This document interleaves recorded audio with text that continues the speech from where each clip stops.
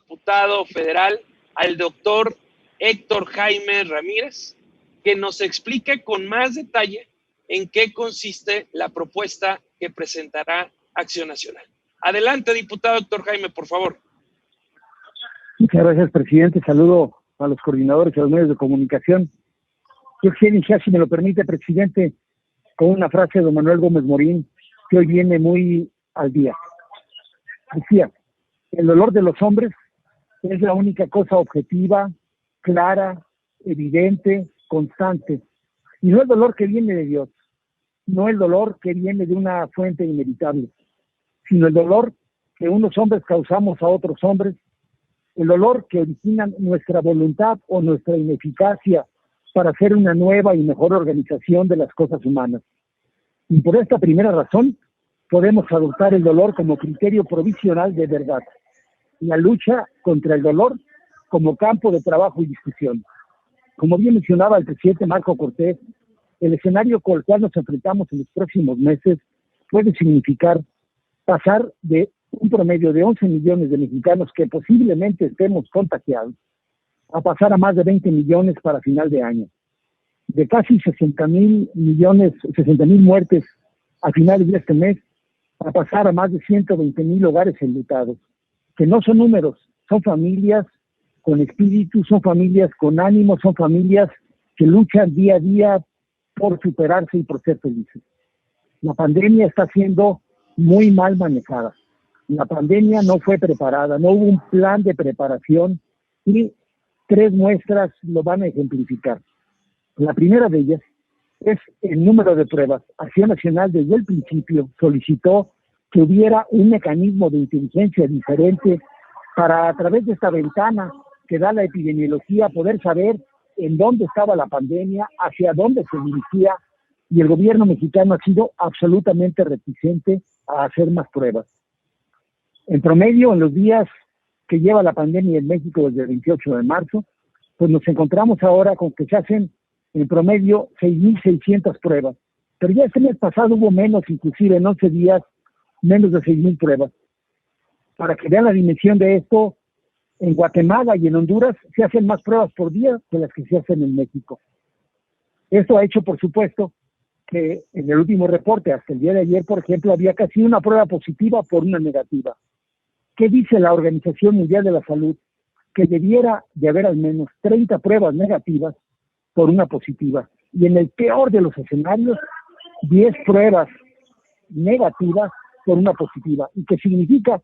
Que no se está probando solamente a los que llevan ya graves a los hospitales, a los que llegan con datos tan claros y con tanta severidad, que además de provocar la muerte, la probabilidad de tener una prueba positiva es grande. Esa estrategia de hacer más pruebas ha sido ratificado por la OMS de manera diferente. Por eso se ocupa un panel de expertos internacionales para que veamos primero si en la manera de manejar las pruebas, en que se pueda verificar si realmente en todos los laboratorios de México que se tenía la capacidad para hacer el número suficiente de pruebas, si se había tenido la inversión suficiente de pruebas, porque además de que son pocas, la Ciudad de México, un habitante de ahí, tiene casi 25 veces más probabilidades de que le hagan una prueba a que pase en Chiapas o en Tabasco, donde están pasando verdaderas crisis, porque ahí pues, es mucho más severo el tema. Ni pruebas, ni tratamiento, ni equipamiento, que es el segundo tema. El primero es la prueba, y el segundo es, realmente estamos utilizando el equipo necesario, estábamos preparados con el equipo de protección. México ha tenido la mortandad más grande de profesionales de la salud, enfermeras, médicos, y no basta con que el presidente haga un minuto de silencio a finales ya casi al día 200 de que empezó esta pandemia, que haya mostrado un poco de compasión. Se necesita que podamos validar en dónde estaban los equipos, cuál fue el estado de los equipos y cómo se gastó. El tercer tema es, dijo ayer el presidente, que se habían invertido 35,000 millones más en el gasto del COVID. Nos encontramos con que esto no es correcto. En realidad, de lo que estamos hablando es que en este periodo, por un estudio que hizo el INCO, está claro que la inversión en salud ha sido inferior incluso que sobre el año pasado. ¿Cómo revisar en dónde se estuvo invirtiendo? ¿Cuál ha sido el manejo transparente del recurso? Que tendría esas 3 visiones: cuántas pruebas, cuánto equipamiento y cuánto recurso se estaría ocupando para hacer que las muertes del futuro, que este dolor evitable que decía Gómez Morín, no vaya a ocurrir en los próximos meses.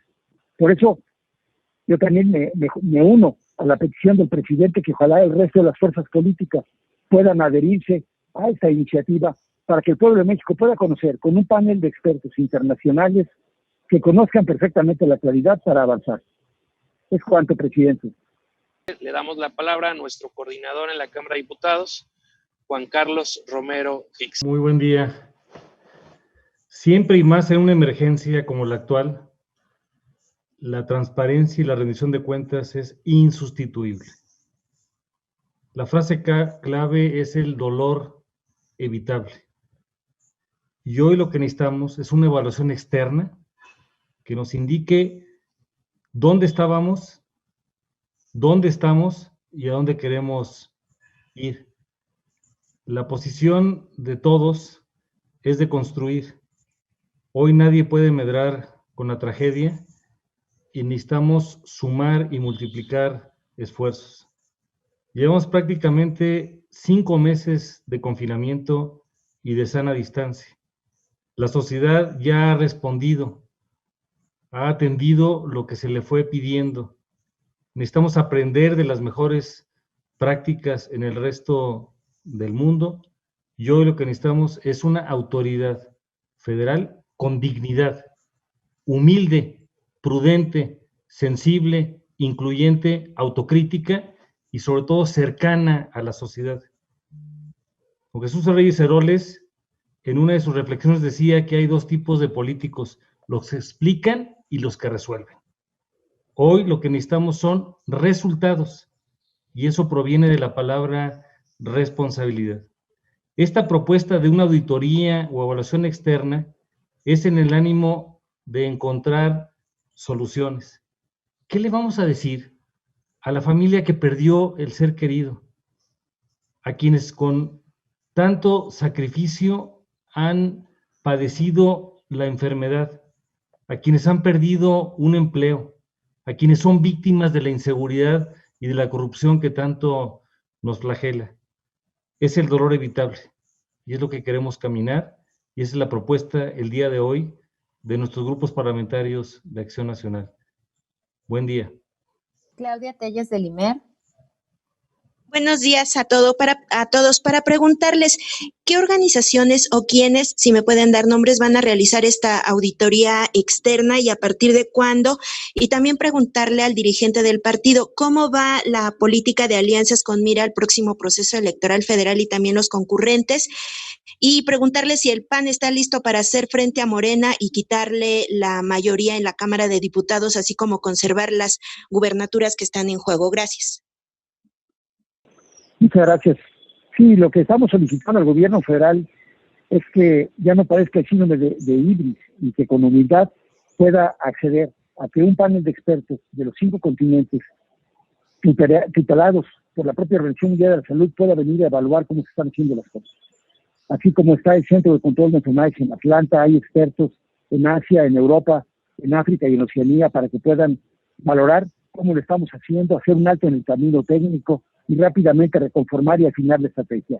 El punto de acuerdo que estamos presentando tiene 2 resolutivos. El primero de ellos es que realmente de manera imparcial, con gente de la academia, con gente experta en esta área de nivel mundial, se haga la revisión externa. Y el segundo es que con base en ese diagnóstico podamos reafinar esa estrategia que sin duda, como lo ha dicho Acción Nacional, al menos 4 evidencias son muy claras que deberíamos de cambiar.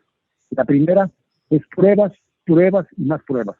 Para con ello, con esa reactivación económica, que la gente no sufra más daños en su patrimonio y en el hambre que produce esta gran enfermedad, que es el no tener alimentos básicos en su casa, podamos saber quién está enfermo y qué empresas se pueden aislar, contaminar, activar o reactivar. Es decir, el brote se mide con pruebas. La segunda, que sin duda tendría que ver con la reconformación de este mecanismo social para poder reactivar la economía. No lo estamos haciendo como debiéramos porque el eje clave, que son las pruebas, no se está manejando. El tercero, sin duda, sería la revisión de los equipos y del diagnóstico. Vamos a entrar ya a septiembre, a octubre, y va a haber influenza.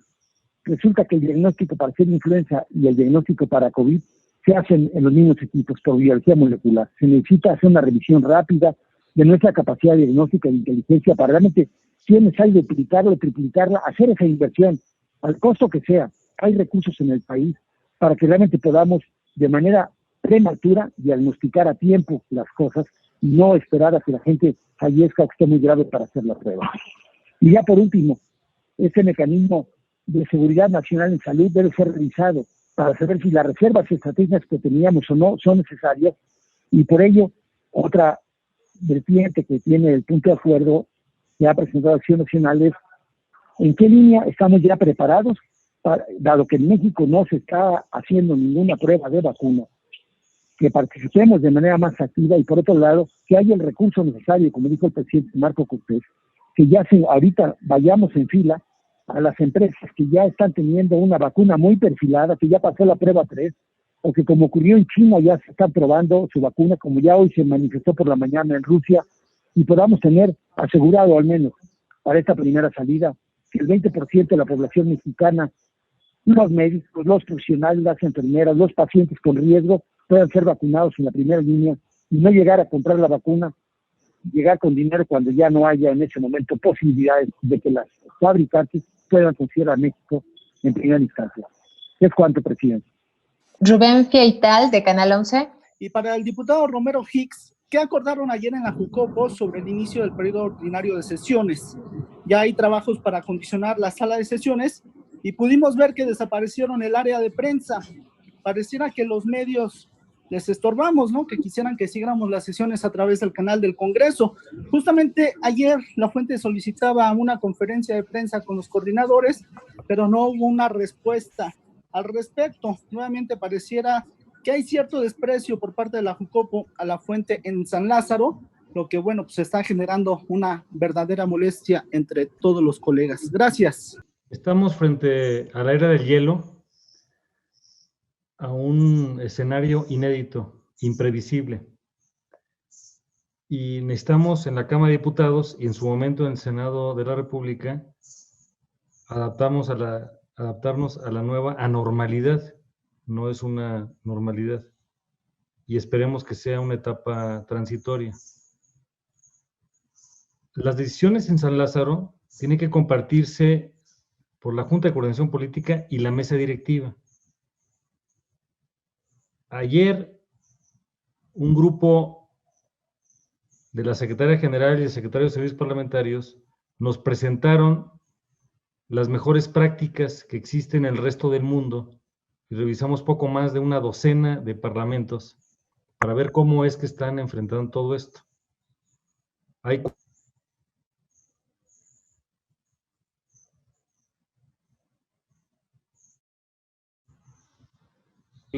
los primeros, y cuarto, la reducción de los números de personas que están integrando el quórum y en su momento las votaciones. Esto va a implicar al menos 3 aspectos. Primero, cambiar la normatividad de ambas cámaras. Segundo, el revisar el uso de las tecnologías para eventualmente tener el voto a distancia. Y tercero, el seguir conservando las normas de salud pública y de sanidad. A partir de todo esto, se está integrando el día de ayer un grupo que trabajará por parte de la Jucopo y en su momento con la mesa directiva, primero con la secretaria general, con Graciela Báez, segundo con el secretario de Servicios Parlamentarios, tercero con el secretario técnico de la mesa directiva, cuarto el secretario técnico de la Junta de Coordinación Política y el secretario de Servicios Administrativos, y harán una propuesta de cómo se puede ir resolviendo todo esto. En el camino hay muchos aspectos que vamos a tener que prever, por ejemplo, de carácter normativo. Primero, si vamos a requerir el consentimiento de una cámara o de otra para dejar de sesionar en algún momento. Segundo, para poder utilizar eventualmente, si fuese necesario, una sede alterna, de preferencia en la región de la Anáhuac.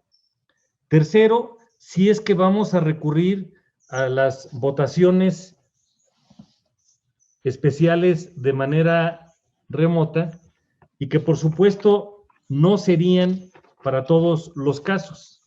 Esto sería bajo criterios específicos, por ejemplo, el de excepcionalidad.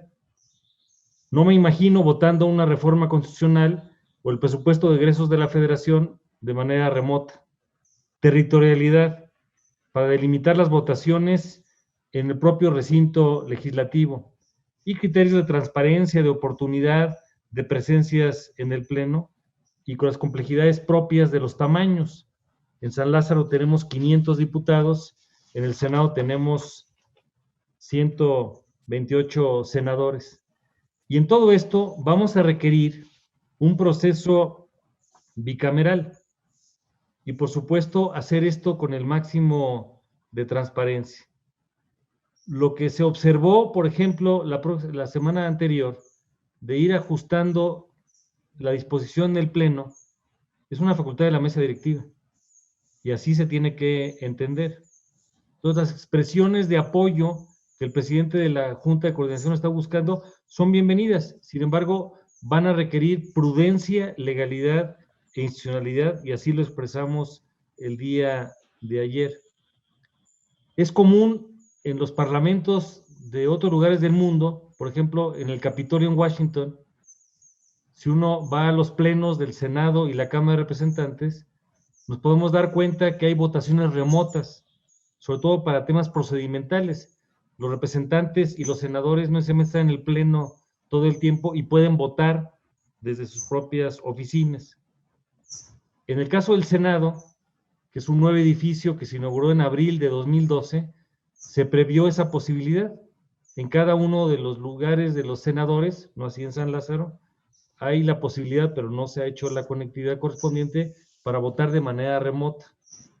Por supuesto que necesitamos tener todos los controles de seguridad y de confianza. Hay 3 rasgos que son únicos e irrepetibles en cada ser humano. 1, la voz.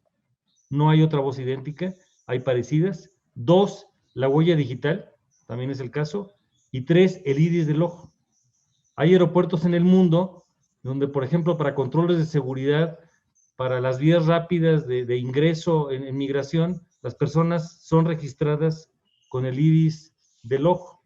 Y en los controles de seguridad de los aeropuertos ya hay bases de datos sobre quiénes son las personas terroristas y los criminales más buscados, en donde basta registrar el iris del ojo para ver cómo se va a identificar a la propia persona. En el caso del manejo de los medios de comunicación, sí necesitamos mucha humildad y mucha sensibilidad para que ustedes puedan hacer la cobertura desde el lugar que la salud pública lo permita y el acceso en su momento a los legisladores correspondientes.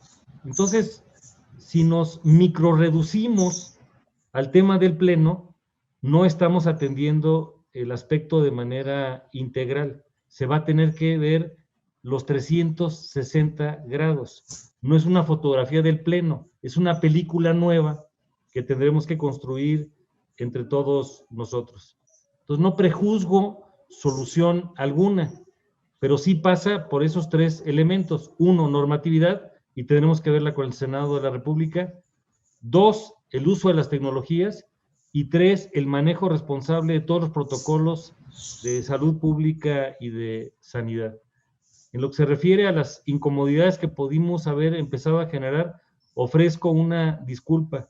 La intención es que se entienda que el Congreso tiene 4 funciones muy importantes. La primera es la de representar, la segunda es legislar, la tercera es la de asignar presupuesto en el caso de la Cámara de Diputados, y la cuarta, que es una esencia de todos los parlamentos serios del mundo, es ser contrapeso del poder.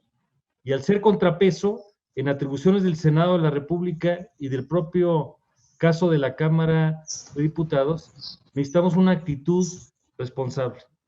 Estamos entrando el 1 de septiembre al tercer año de esta legislatura y tenemos varios retos. Por ejemplo, ¿cómo vamos a conducir la elección de la mesa directiva, tanto en el Senado de la República como en San Lázaro el 31 de agosto. Y luego la ley mandata que el martes 1 de septiembre a las 5 de la tarde exista una sesión general de Congreso. ¿Puede ser en San Lázaro? Difícilmente. Entonces necesitamos dentro de la ley buscar soluciones alternativas y en este momento necesitamos ver la integralidad de los retos que estamos enfrentando. Si ustedes tienen sugerencias, bienvenidos. Hay que hacer preguntas y respuestas y sobre todo aprender de las mejores prácticas que han encontrado en otras partes del mundo.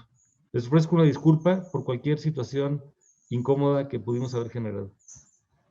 Arlet García, de Cadena Política. Buenos días a todos. Sí, Buenos miren, días. estoy preguntando sobre lo que mencionó Marcelo Ebrard, sobre este acuerdo ya con 3 empresas para la adquisición de las vacunas. ¿Cuáles serían y bueno, en qué se basaron en este acuerdo para llegar a este acuerdo con ellos?